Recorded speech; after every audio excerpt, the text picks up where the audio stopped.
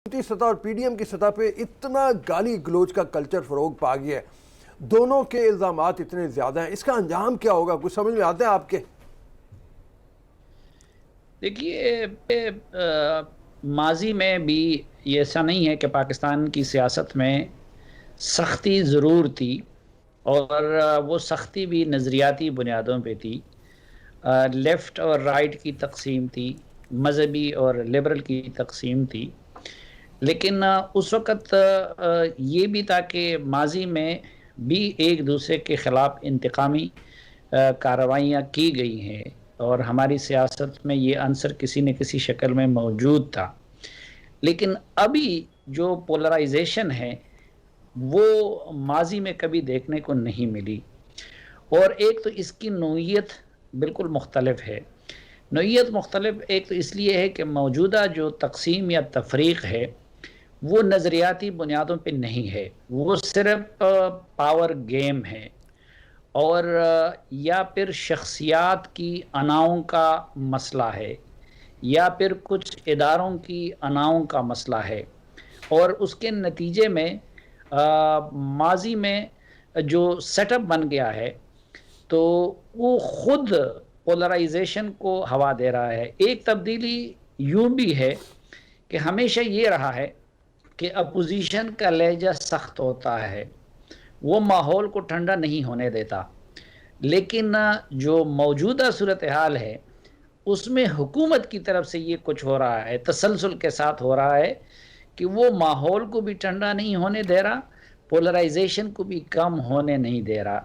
ایک اور خطرناک تبدیلی جو اس مرتبہ آ گئی ہے وہ یہ ہے کہ ماضی میں سیاسی جماعتوں کے درمیان اس طرح کی تلخیاں ہوتی تھیں، لیکن اسٹیبلشمنٹ یا ہمارے جو ادارے ہیں وہ اس میں خاموش ہوتے تھے، اور ان کی طرف ایک امید بری نظروں سے دیکھا جاتا تھا کہ اگر کہیں معاملہ حد سے بگڑ جائے یا حد سے گزر جائے، مثلا ایک موقع پہ جب پیپلز پارٹی اور نون لیگ کے درمیان معاملہ حد سے گزر گیا تو جنرل وحید کاکڑ کی مداخلت سے وہ اس کو سدھار لیا گیا۔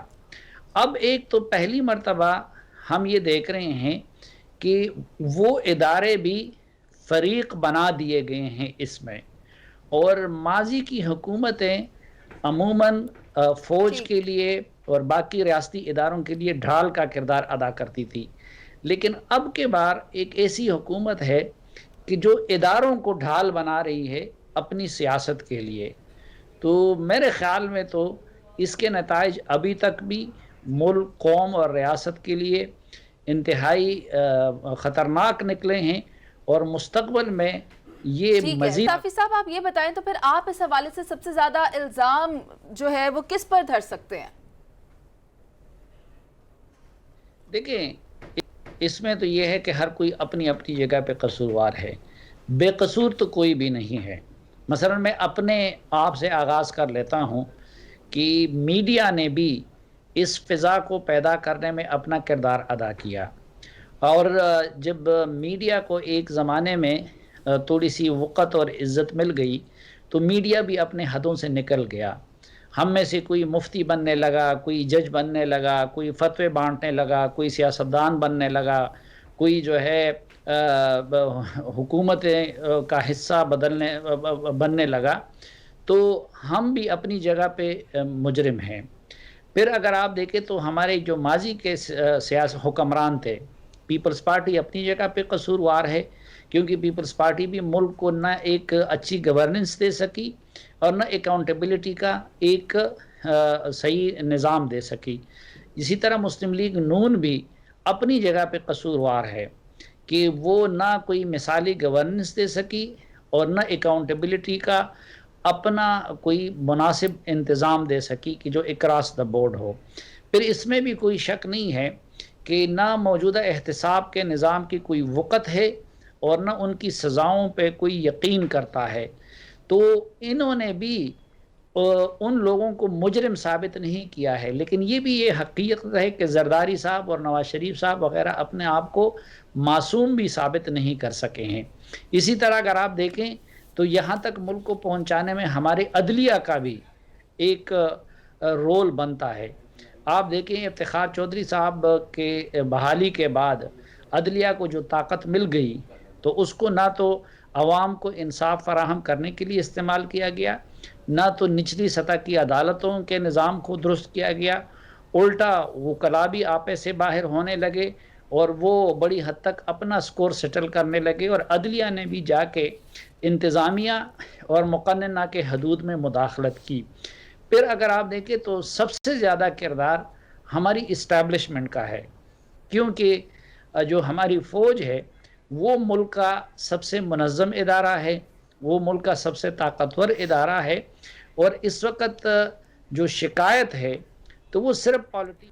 سلیم صیفی صاحب، ہم نے دیکھا کہ ماضی میں اور اب بھی سیاسی جماعتیں تو ایک دوسرے پر الزامات لگاتی ہیں، لیکن اب الزامات میں اسٹیبلشمنٹ بھی جو ہے وہ بھی ضد میں آ رہی ہے، تو ان پر پریشر کیسا آپ دیکھتے ہیں کہ بڑھ رہا ہے؟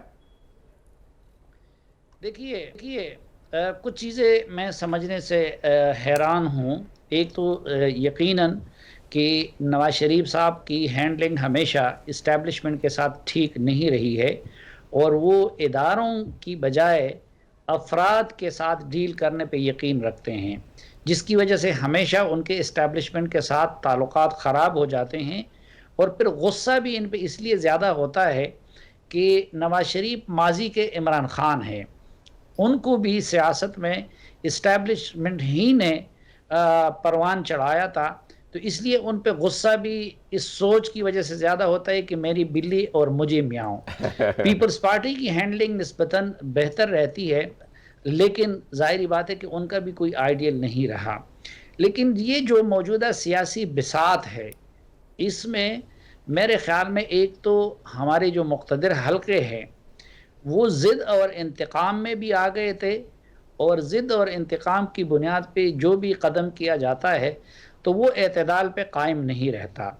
اب ماضی میں بھی ایسا ہوا ہے، ہماری اسٹیبلشمنٹ کا ہمیشہ سیاست میں رول بھی رہا ہے، لیکن مثلا اگر ضیاء الحق صاحب پیپلز پارٹی کو آؤٹ کرنا چاہ رہے تھے تو اس کے لیے انہوں نے مسلم لیگ کو ساتھ میں لایا، اس کے لیے انہوں نے جماعت اسلامی کو ساتھ میں لایا، اس کے لیے انہوں نے جی ایم سید صاحب کو بھی رہا کروایا، اس کے لیے انہوں نے ولی خان کو بھی رہا کروایا۔ بالکل۔ اب ایک تو یہ پہلی مرتبہ ایک ایسا سیٹ اپ بنایا گیا ہے کہ جس کے لیے مسلم لیگ نون کو بھی ناراض کیا گیا، دشمن بنا دیا گیا، جس کے لیے پیپلز پارٹی کو بھی ناراض کیا گیا، جس کے لیے جے یو آئی اور جماعت اسلامی کی طرح اسٹیبلشمنٹ کے جو تاریخی اتحادی جماعتیں تھیں ان کو بھی دشمن بنایا گیا، اس کے لیے قوم پرست جماعتوں کو بھی دشمن بنایا گیا، اس کے لیے مصطفیٰ کمال کی بھی قربانی دے دی گئی، ان کو بھی، اس کے لیے چودھری نثار کی بھی قربانی دے دی گئی۔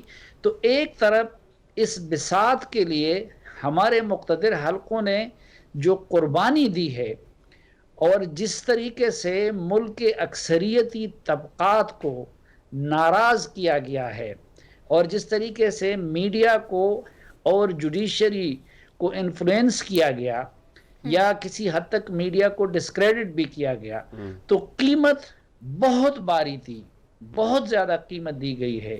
لیکن دوسری طرف جو چیز برآمد ہوئی، اور وہ ہمارے پشتوں میں کہتے ہیں کہ ایک انڈا تھا اور وہ بھی گندا نکلا، تو قربانی بہت زیادہ دی گئی تھی، لیکن جن امیدوں کے ساتھ اس سیٹ اپ کو لایا گیا، انہوں نے ہر معاملے سے، آپ اقتصادی لحاظ سے دیکھیں، آپ سفارتی لحاظ سے دیکھیں، آپ معاشرتی حوالوں سے دیکھیں، تو وہ پاکستان کو 2 سالوں میں اتنا پیچھے لے گئی وہ حکومت کہ جو ماضی کی وہ خراب حکومتیں 10-10 20-20 30-30 سال میں بھی نہیں لے گئی تھی۔ ایسے میں سلیم صافی دیکھو تو بہت زیادہ ضرورت ہو جاتی ہے نیشنل ڈائلاگ کی، لیکن اتنی متحارب جماعتیں جب بیٹھی ہوئی ہیں، یہ کون کرے گا نیشنل ڈائلاگ؟ اس کی اہمیت تو اپنی جگہ موجود ہے، کون آ کے فیسیلیٹیٹ کرے گا؟ مسئلے کا حل اگر یہ نکالنا ہے تو کس طرح سے نکلے گا؟ دیکھیں ایک تو 2 سطحوں کے مذاکرات ہو سکتے ہیں۔ ایک تو یہ ہے کہ صرف اس وقت جو پولیٹیکل کرائسس ہے ان کو حل کرنے کے لیے مذاکرات کیے جائیں۔ اب ظاہری بات ہے کہ اس کی راہ میں بھی سب سے بڑی رکاوٹ وہ خود عمران خان صاحب ہیں، کیونکہ عمران خان صاحب کے ذہن میں یہ چیز بیٹھی ہوئی ہے کہ مسلم لیگ نون یا پیپلز پارٹی کے ساتھ انڈرسٹینڈنگ یا مفاہمت کا مطلب یہ ہے کہ اس کی چھٹی ہو جائے گی. میں اکثر کہا کرتا ہوں کہ اس وقت افغانستان میں اشرف غنی کی اور پاکستان میں عمران خان کی پوزیشن ایک ہو گئی ہے. ادھر اشرف غنی بظاہر طالبان کے ساتھ مذاکرات کی بات کرتے ہیں، لیکن اشرف غنی سمجھتے ہیں اور شاید صحیح سمجھتے ہیں کہ اگر طالبان کے ساتھ بات بنتی ہے تو اس کا مطلب یہ ہوگا کہ عبوری حکومت، اور عبوری حکومت کا یہ مطلب ہوگا کہ میری چھٹی. تو پتہ نہیں عمران خان صاحب کے ذہن میں بھی یہ بات بیٹھ گئی ہے، کیونکہ وہ جانتے ہیں کہ ان دونوں کی ناراضگی کی بنیاد پہ ان کو یہ جگہ دلوائی گئی ہے. تو میرے خیال میں تو عمران خان صاحب کے ہوتے ہوئے یہ جو محدود لیول کا ڈائیلاگ ہے وہ بھی نہیں ہو سکتا، کیونکہ آپ نے دیکھا کہ وہ اپوزیشن لیڈر کے ساتھ چیف الیکشن کمشنر یا باقی اس پہ مشاورت کے لیے نہیں بیٹھ سکتے. وہ گلگت بلتستان کے ایشو پہ بھی اپوزیشن کے لیڈروں کو نہیں بلاتے، وہ میٹنگ آرمی چیف سے بلواتے ہیں. بالکل. اور یہ کام کرتے کرتے مسلسل انہوں نے آرمی کو بھی اتنا متنازع کیا اور اپوزیشن کے سامنے لا کھڑا کیا کہ اب اپوزیشن اس طرح کی مذاکرات ان کے ساتھ بھی نہیں کرنا چاہتی ہے کہ جب تک کہ وہ پبلک نہ ہوں. تو میرے خیال میں تو اس ڈائیلاگ کی راہ میں بھی سب سے بڑی رکاوٹ خود عمران خان صاحب ہیں. جو ایک دوسرا ڈائیلاگ ہے کہ جو اسٹیٹ انسٹیٹیوشنز کے مابین ہونی چاہیے، اور جو مثلا مجھ جیسے طالب علم بھی زرداری صاحب کے دور سے لکھ رہا ہے اور بول رہا ہے کہ اس ملک میں ایک گرینڈ نیشنل ڈائیلاگ کی اور ایک گرینڈ ریکنسیلیشن کی اور ٹروتھ اینڈ ریکنسیلیشن کمیشن کے قیام کی ضرورت ہے. تو وہ تو بہت بھاری کام ہے، کیونکہ اس میں تو اداروں کو بٹھانا ہوگا، مذاکرات کرنے ہوں گے، اور آئین کے حدود کے اندر تمام اداروں کو اپنے اپنے حدود تک محدود کرنا ہوگا، اور آئین پہ اس کی روح کے مطابق عمل درآمد کے لیے نئے رولز آف گیم سیٹ کرنے ہوں گے. تو وہ بھی عمران خان صاحب تو نہ اس کو لیڈ کر سکتے ہیں، وہ ان میں رکاوٹ تو بن سکتے ہیں. ہاں البتہ اگر کوئی اس کی ایسی صورت بنے کہ حکومت سے بالا کچھ اس ملک کے اکابر اٹھے یا کچھ لوگ اٹھیں اور وہ اداروں کو اعتماد میں لے کے اور ان کو آپس میں بٹھائیں، لیکن بظاہر وہ کام بھی موجودہ دور میں بہت مشکل نظر آتا ہے. اداروں کو ساتھ بیٹھنا ہوگا، بات کرنی ہوگی، لیکن دوسری جانب آپ نے یہ بھی کہہ دیا کہ خان صاحب ان کو لیڈ نہیں کر سکتے. آپ کیا سمجھتے ہیں امریکہ میں جو اہم معاملہ پیش آیا اس میں ایک تبدیلی رونما ہوئی، کیا یہ پاکستان میں بھی رونما ہو سکتی ہے؟ دیکھیں میں نے آج اس پہ ایک تفصیل سے ویڈیو بھی کی ہے. یہ کچھ حوالوں سے عمران خان صاحب اور ٹرمپ دو بالکل متضاد شخصیات ہیں. سب سے بڑی بات تو یہ کہ عمران خان صاحب ایک مسلمان اور مسلمان ملک کے اس وقت حکمران ہیں. ٹرمپ صاحب جو تھے وہ مسلمان نہیں ہیں. دوسرا یہ کہ ٹرمپ اسٹیبلشمنٹ کی خلاف اقتدار میں آئے تھے اور عمران خان صاحب اسٹیبلشمنٹ کے سہارے سے اقتدار میں آئے ہیں. ٹرمپ نے اپنے پیسے کو استعمال کیا اور وہ اقتدار تک پہنچے. عمران خان صاحب نے اپنے کرکٹ کی ایک سپر سٹار کی حیثیت کو انہوں نے نہ خود پیسہ جمع کیا اور نہ خود پیسہ صرف کیا. انہوں نے جہانگیر ترین، علیم خان اور وہ دوسروں کے پیسے کو استعمال کیا. تو اس لحاظ سے تو وہ دونوں ایک دوسرے سے بالکل مختلف ہیں، لیکن دونوں میں بڑی عجیب مماثلتیں بھی ہیں. ایک تو یہ کہ ٹرمپ بھی امریکہ کا جو اسٹیٹس کو توڑنے کے نام پہ انہوں نے امریکی ویلیوز کو شیٹرڈ کیا. عمران خان صاحب نے بھی پاکستان کے جو مشرقی ویلیوز تھے اور جو ہمارے معاشرتی بیریئرز تھے ان کو ہلا کے رکھ دیا ہے. دوسرا وہ بھی پاپولرزم کی سیاست کرتے تھے بجائے اس کے کہ نتیجہ اس کا کچھ بھی نکلے. عمران خان صاحب بھی پاپولر سلوگن لگاتے ہیں اور پاپولرزم پہ یقین رکھتے ہیں. اسی طرح ٹرمپ صاحب جو تھے وہ بھی یو ٹرن لینے کے ماہر تھے. آپ نے دیکھا ہوگا ایک دن نارتھ کوریا پہ حملے کی دھمکی، دوسرے دن ان کے پاس پہنچ جاتے تھے. عمران خان صاحب بھی یو ٹرن کو بڑے لیڈر کی نشانی سمجھتے ہیں. پھر ایک اور بھی حوالے سے آپ دیکھیں کہ وہ بھی اپنے مخالفین کے بارے میں نہایت ٹرمپ غلیظ زبان استعمال کرتے تھے. عمران خان صاحب بھی اپنے مخالفین کے بارے میں خود بھی سخت زبان استعمال کرتے ہیں اور اپنے لوگوں کو بھی ورگلاتے ہیں. اسی طرح ٹرمپ نے بھی میڈیا کے شدید مخالف تھے. عمران خان صاحب نے پاکستانی میڈیا کو استعمال کیا لیکن اقتدار میں آنے کے بعد وہ میڈیا کے دشمن بن گئے ہیں. ہاں البتہ یہ ہے کہ وہاں پہ چونکہ ادارے مضبوط تھے تو ٹرمپ نہ اپنے کسی مخالف کو جیل میں ڈال سکا اور نہ کسی میڈیا اونر کو جیل میں ڈال سکا، نہ کسی ٹی وی چینل کو بند کر سکا. لیکن اس نے معاشرے میں وہ ایک پولرائزیشن کی بنیادیں رکھ دی. تو آپ دیکھیں کہ اس کا اتنا بھیانک نتیجہ نکلا کہ امریکہ جیسے سپر پاور میں اور جمہوریت کی علامت سمجھے جانے والے ملک میں، اور جو لبرٹی جن کا سب سے بڑا ویلیو تھا اور جو پوری دنیا کے لوگوں کا ایک مسکن بن گیا تھا، اس سوسائٹی میں بھی انہوں نے اتنی نفرتیں بر دی 5 سال میں کہ آج وہ امریکہ دنیا میں مذاق بن گیا. اس کے کیپٹل ہل جہاں پہ کانگریس اور سینٹ واقع ہے، اس پہ ایسے حملے ہو گئے جو کہ 3rd ورلڈ کنٹریز میں ہوتے ہیں. اور اتنا اس نے امریکہ کو بے وقت کیا کہ یورپین ممالک نے آج امریکی وزیر خارجہ کے ساتھ ملنے سے انکار کر دیا. تو میرے خیال میں اس حوالے سے عمران خان صاحب بھی پاکستان کے ٹرمپ ثابت ہوتے جا رہے ہیں. اور پھر ظاہری بات ہے کہ وہ تو امریکہ جیسا بڑا ملک ہے، اس میں ابزارب کرنے کی کیپیسٹی بہت زیادہ تھی. پھر وہاں پہ سوسائٹی اور پولیٹیکل پارٹیز اتنی سٹرانگ ہے کہ خود ریپبلکن کے ایکس صدر بش نے یا ان کی پارٹی کے لوگوں نے بھی ان کے اس اقدام کے خلاف آواز اٹھایا. پاکستان میں تو پی ٹی آئی کے اندر تنقید کا کلچر ہی نہیں ہے، بلکہ عمران خان صاحب تو یہ کہہ رہے ہیں کہ جو میرے خلاف ذرا بھی تنقید کرتا ہے ندیم افضل چند کی طرح تو وہ پھر رخصت ہو جائیں. تو پاکستان جو پہلے سے پولرائزیشن کا شکار تھا، ٹرمپ نے پھر ایک چیز اور مثبت کی تھی کہ اس نے اپنے ملک کی اکانومی کو بہتر بنایا تھا. یہاں پہ تو انہوں نے اکانومی کا بھی بیڑا غرق کر دیا. تو میرے خیال میں یہ کہ کب جائیں گے کب نہیں جائیں گے، لیکن 2 چیزیں میں کہہ سکتا ہوں. ایک یہ کہ ٹرمپ امریکہ کے لیے جتنے بھاری ثابت ہوئے ہیں، خاکم بدہن میرے منہ میں خاک، لیکن عمران خان صاحب پاکستان کے لیے اس سے کئی گنا زیادہ بھاری ثابت ہوگا ان کا اقتدار.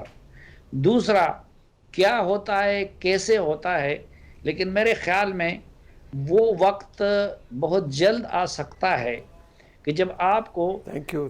بہت مہربانی. بہت سی باتیں انہوں نے کر دی، بڑی سخت باتیں کر دی. بالکل. میں خیال میں آخری جو تجزیہ ہے اس سے میں پوری طرح ایگری نہیں کرتا عمران خان صاحب والے پہ. یہ جو کہہ رہے ہیں کہ بہت بھاری ثابت ہوئے، ایسی بات نہیں ہے. عمران خان کے دور میں اکانومی بہتر ہوئی ہے. اس کے ابھی مودیز نے بھی کچھ دن پہلے پازیٹیو اس کی ریٹنگ کر دی. اور اس کے ساتھ یہ ہے کہ سفارتی سطح کے اوپر اگر ہمیں کچھ مشکلات پیش آئی ہیں تو کچھ کامیابیاں بھی ملی ہیں. آپ یہ دیکھو امریکہ کا ڈپینڈنس پاکستان پہ بہت بڑھ گیا ہے، اور افغانستان کے معاملے میں وہ پاکستان کو بار بار کہہ رہے ہیں کہ ہمارے ساتھ آؤ. ریجنل بنیادوں کے اوپر بھی پاکستان نے ایران کے ساتھ تعلقات بہتر بنائے ہیں، چائنا کے ساتھ تعلقات افغانستان کے ساتھ دیکھیں، سعودی عرب کے ساتھ دوبارہ بحالی جو ہے بڑی تیزی سے جاری ہے. تو یہ اس طرح میں سمجھتا ہوں کہ کئی ساری چیزیں بری بھی ہو سکتی ہیں لیکن اچھی چیزیں کو بھی بیان کرنا چاہیے.